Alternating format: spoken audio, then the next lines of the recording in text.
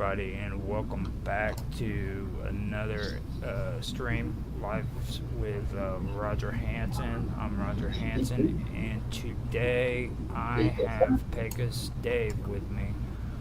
Usually Karma is coming in, but she I'm right here. oh, there you are. I had no I've clue been you were here. there.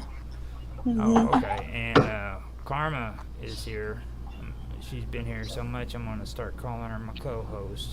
You funny. But Hi, everyone. Hello. say hi to everybody. You want to say Yes, hi, hi. Pecos? Hello. I'm here. Okay.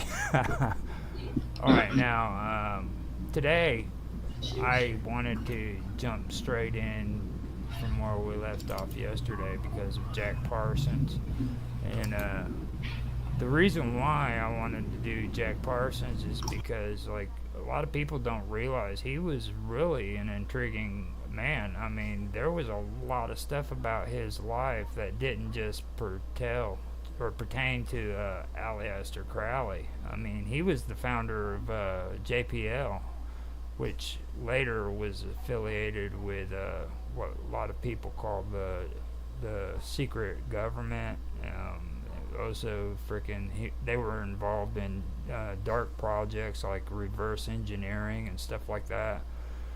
And I just, I just think that those are things that really people don't latch on to, you know. I'll send it straight on.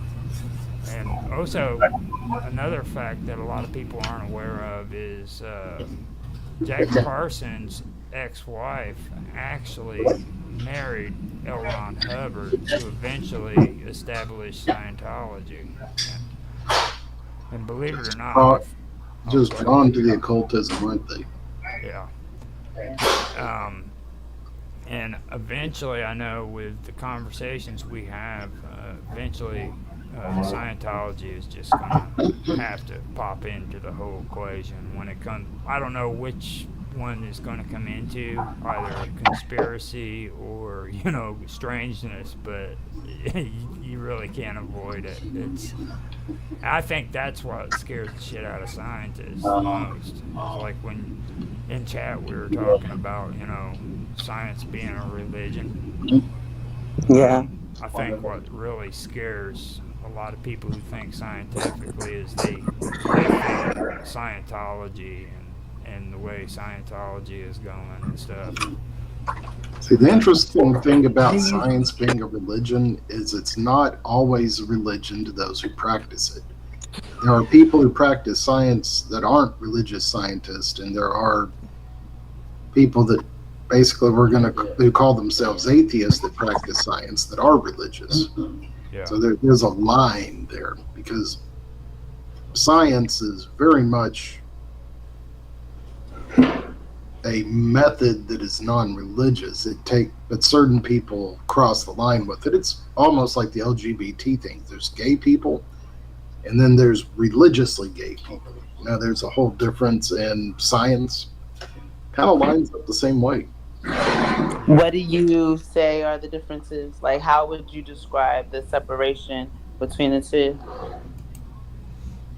Between someone who practices science, Yeah. it has to do with faith. If you practice a scientific method, you can have any belief system you want and practice the scientific method. It's a proven, tried thing. But people who say certain tests cannot have a result that disagrees, once you say there can't be a God, you're now saying you've eliminated an outcome based on feelings and opinion and not the scientific method. Without work, exactly.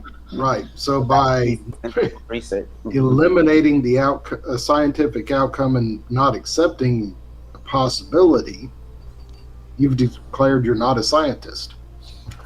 And that's when it becomes religious. Are all Scientologists scientists?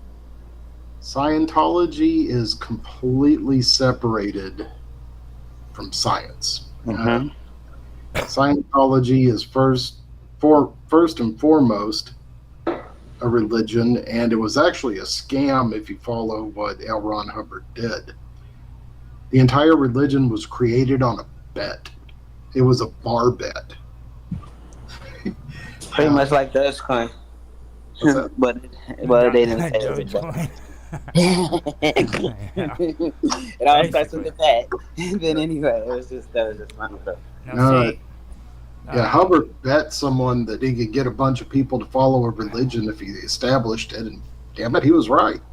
I heard the same thing about Jesus Christ and being able to reestablish the Roman Empire. Granted, that was through a documentary that I just recently engaged with, but I heard the same exact thing, to where Jesus Christ was actually responsible for establishing Christianity. And he was not a Christian, but he was in order to bring back dignity to the Roman Empire. How true it is or not, I still have more research to do. That was just one notation, but it makes a lot of sense in regards if you look at the timeline and the fact that one of the biggest emphasis was the part of quote unquote Jesus's life who is not where we don't know much. It was like 17-year time span that he pretty much does nothing. The whole And then thing, Karma, the whole thing about like bringing back dignity to the Roman Empire. I mean that's something that's kind of hogwash. Have you ever heard about how the Roman Empire was actually formed? Completely formed. And like, No, I mean the two brothers. Caesar. No, Cronus and Cromulus or something. I forgot. No, haven't heard of them. They were two brothers, and they were basically abandoned by their father. And, Oh yeah.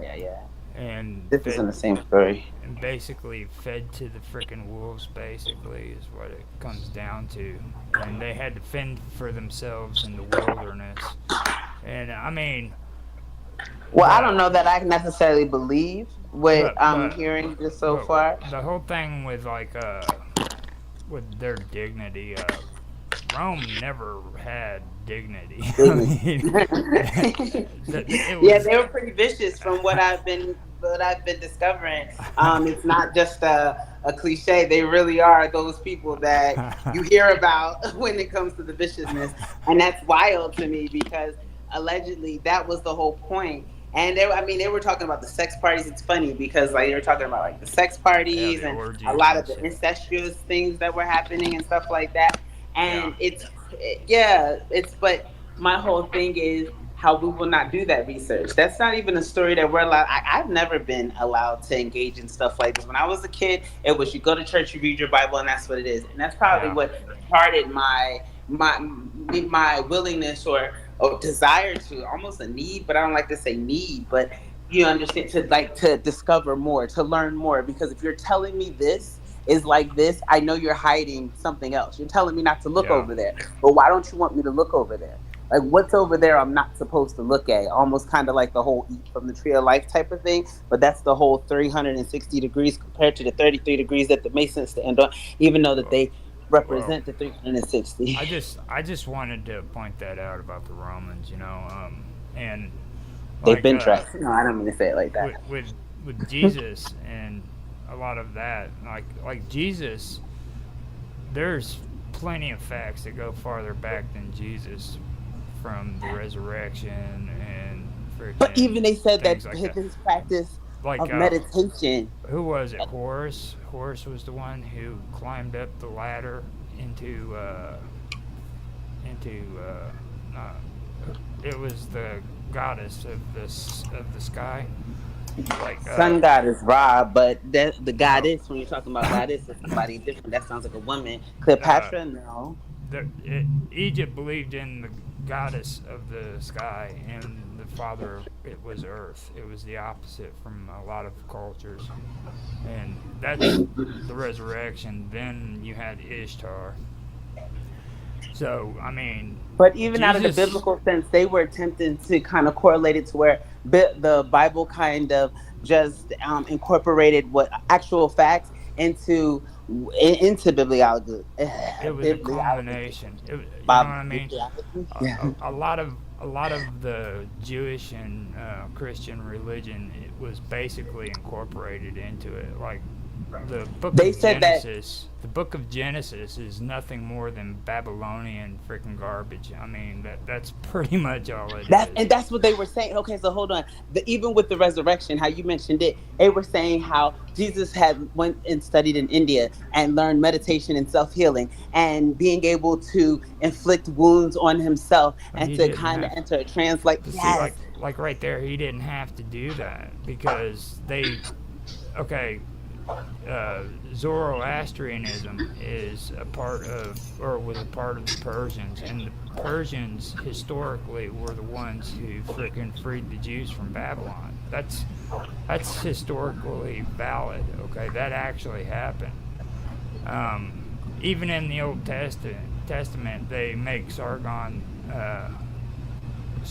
as the it's the only time it's mentioned in the Bible as a Messiah in the Old Testament before Jesus.